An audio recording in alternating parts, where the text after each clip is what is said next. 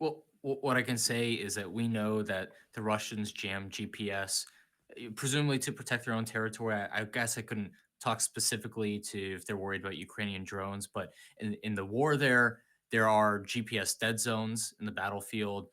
Even in the Baltics, the commercial flights in Sweden and Finland and that general region will run into issues because of GPS interference by the Russians. The North Koreans do it too. Basically, all of the main adversaries, so to speak, of the United States in some way or another practice GPS jamming, whether it's Iran going after bases and things like that. It's a pretty consistent theme across the board.